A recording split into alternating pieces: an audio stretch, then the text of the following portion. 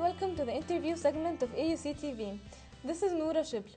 Today we're discussing the increasing popularity of pole dancing and aerial arts as forms of fitness and the points of view against these two sports. Let us see this short video.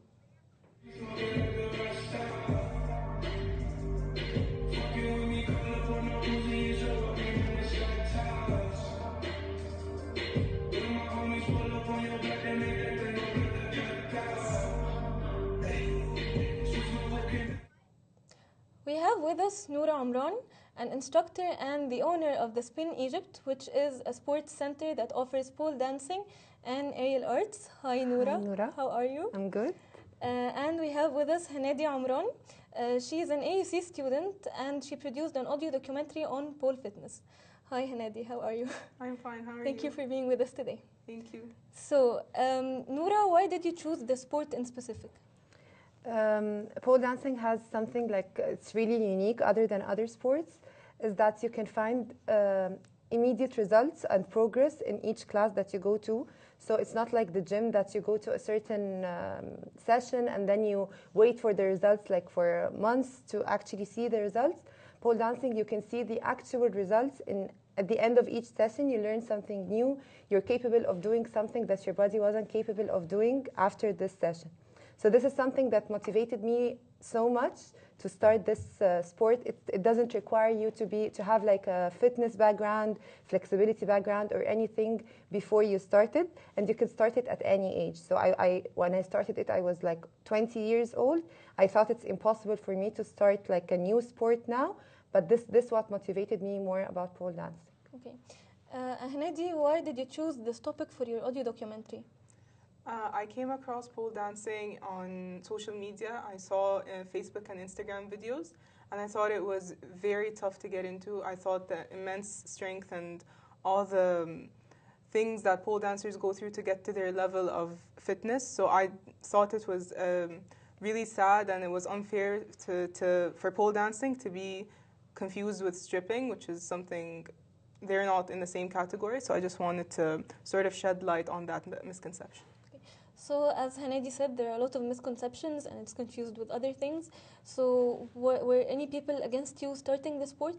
A lot of, I didn't find like people against me totally, but a lot of people always told me like, this is something that's like, you're a veiled girl, how can you do something like that? How can you be accepted in our community when you're an instructor and an owner of this studio? But after a while, and when people started seeing that this actually requires a huge amount of strength and that it's not something easy to do, they started to be convinced that pole is not like all about stripping and something like that. Okay. And do you think that the sport is gaining popularity today in Egypt? Definitely. When I started the studio, we only had one competitor, and now we have like 9 competitors. So studios open like each and every year, like 2 or 3 studios open, because people started to see the beauty of pole dancing and how it changes a lot of girls' lives and how it's something that's not really hard to do. So people started learning more about this sport, so it became more popular here in Egypt.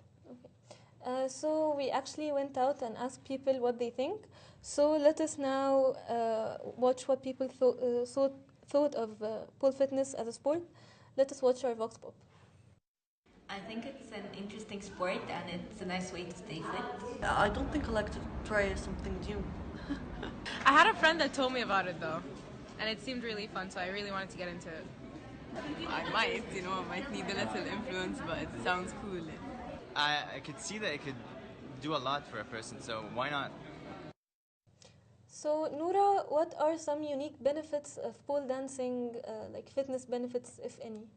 It definitely increases your muscle engagement. Like the best thing about pole dancing is coordination. So you have like to put your mind inside the moves that you're doing.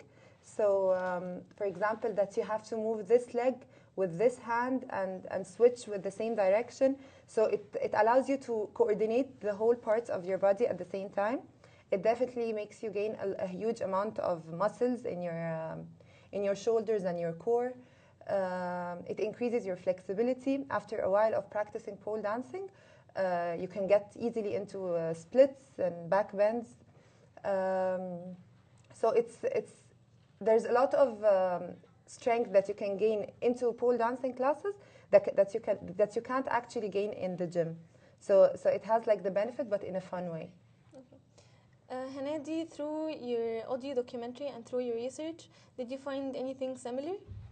I found, as Noura said, that you don't have to be fit going into pole dancing, and you don't have to exactly be lean, but the more you get acquainted with the pole, it naturally happens. You gain upper body strength, you work your core, you also become more flexible because you can't take flexibility classes in all the studios that are open here.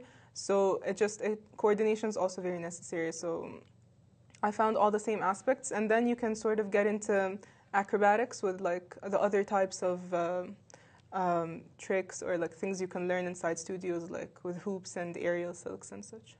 So Hanadi, throughout your research and the interviews that you did for your audio doc, would you say that the older generations are generally skeptical of this sport or not? Well, for my research, I had to go out and talk to different pole dancers, and none of them gave me the same story. None of them were the same case. But some of them did have in common the fact that their parents were a little skeptical about them going into a sport that might be a bit of a taboo because it is sort of something that is newly introduced into society. But I have seen that a lot of these girls, maybe one or two still have skeptical parents, but they still like overcome that. But one of the girls, she told me that her parents saw her improve and that they even bought her a pole because they just completely got over their skepticism and enjoyed the fact that their daughter could do such a thing. Okay. And Noura, so you've mentioned that there was some skepticism as well when you first started your center and so on, and people were like, you're veiled, how can you do such a sport? So how would you still reply to such questions or claims like, can veiled girls do a sport like this? I usually get the idea that these two things they are not related, because I see pole as a pure sport that all the countries in the world that they have like championships about it and something like that. So I don't see the relation between these two, because like when people tell me you're veiled and you're doing pole fitness, I tell them I don't see the problem in this, because I can't see a problem of a veiled girl doing gymnastics or doing football, because this is how I perceive pole. It's a pure sport that I can't see anything wrong about it. And this is what I make people see the idea of that, let me show you what pole is all about. And if you can do the things I can't do, then you can judge me as you wish. And did some people go around against you, stating that it's an erotic sport? Against me? No, I didn't find like not against me. A lot of people said this in front of me, but as I told you, like I told them like it's mainly sports and I'm doing it for that sake. I'm not like opening something erotic for girls to strip at or something. I'm opening something purely for fitness, and this is what my focus is all about. So I didn't get that much of like judgments when I started. And Hanadi, from your audio documentary, would you find these kinds of like questions or claims that it's an erotic sport and so on, would you find it surprising, or what were the reactions that you found throughout your audio doc? I found that one girl, she told me that her mom didn't want her to do anything related to exotic dancing, for example. But people don't really, there is a misconception, as I said before, that stripping is not pole fitness. So she had to explain sort of their actions that she received were that it was inappropriate.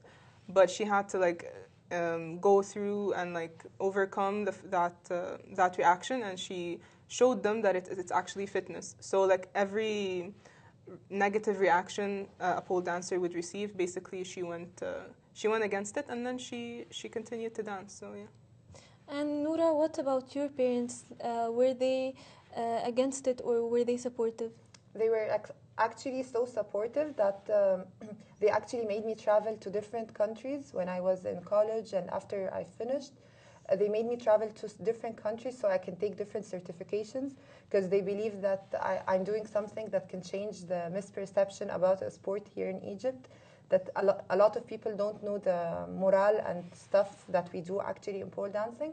So they were extremely supportive with the idea. No one actually had a problem in my family about the pole dancing issue at all. Okay, so can you explain to us, you mentioned a morale, what the morale is? So mainly like people, that's what my image and my perception about pole dancing was all about. This is not something easy. This is not something that's erotic or something that's wrong. This is something that changes a lot of girls' lives. A lot of girls that can feel depressed and not happy, and they attend one class and they feel extremely confident about their body and their and what their body is actually capable of doing. They always thought that the pole is like it's not for me. I cannot do it. I'm like overweight. I won't look good on a pole.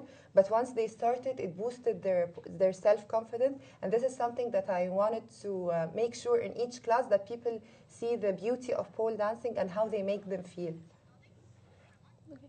And Hanadi, from your research, do you agree with what she said about the morale of pole dancing, and do you agree to what she said or not? I do agree because I've been to several studios for my research, and I see how the community inside the studio goes. There's a lot of support in general. There's a lot of encouragement. So even when I tried it personally, I was very encouraged to continue the sport, even though I failed miserably a couple of times. So there is a very high morale and a high sense of push to continue with this great fitness mechanism. So I do agree. Okay, and Noura, what did your friends think of this practice? They were extremely excited. Like I had a pole at my house.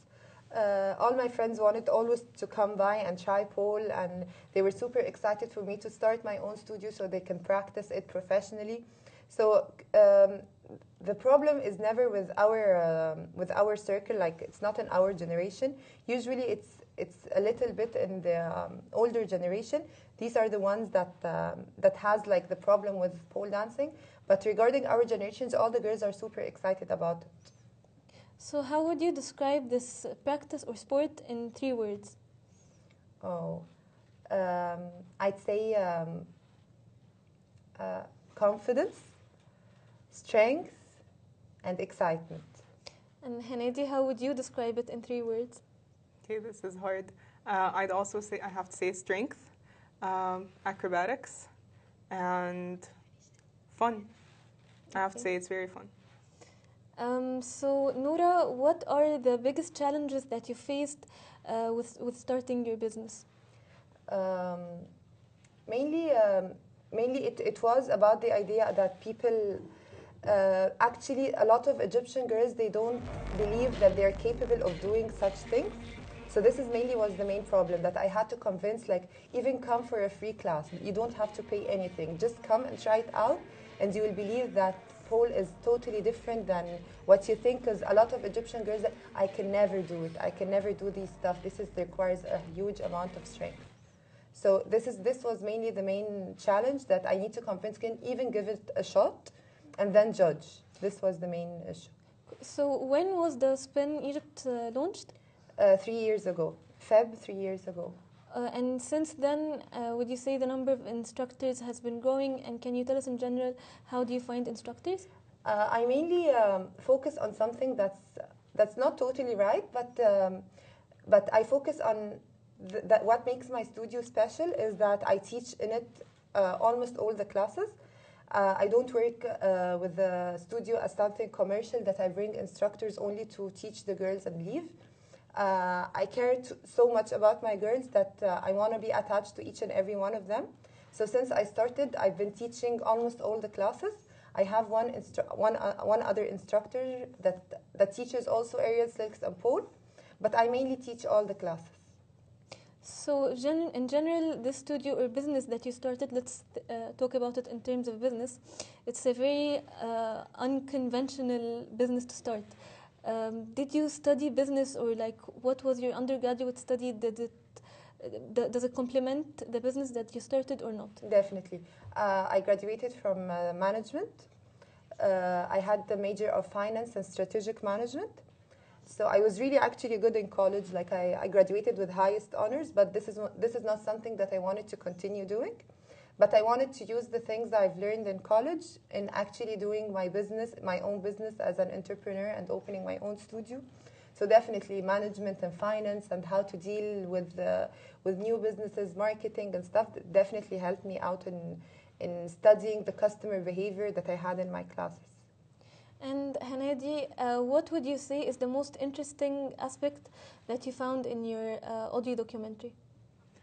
The most interesting aspect would have to be the fact that each pole dancer had to overcome a certain sort of resistance, and even the girls who didn't have any outside resistance had to like overcome their own problem with continuing with the sport. Like even if they tried one class, they had to get over the fact that it was hard and that they had to get bruises and that they were quite unfit at the beginning for them to start.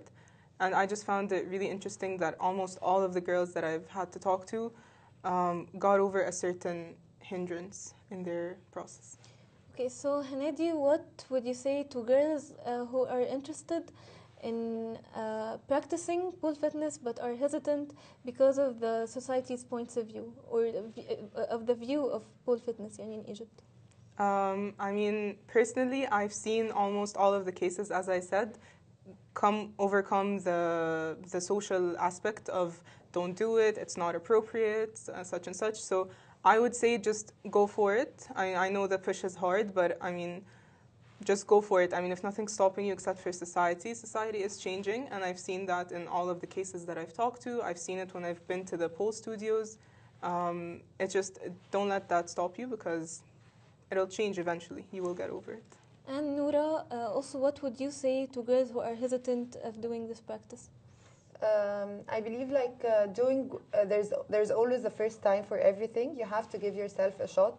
You have to try it out and judge by yourself if you wanted to continue in this sport or not. But don't make anyone decide for you. You give yourself the chance to try pole, and you judge by yourself that you'll be addicted to it in no time. Okay, Noura and Hanadi, thank you very much for being with us today. Thank you for having me. Much. Thank you for tuning in. This was the interview segment on AUC TV. I'm Noura S.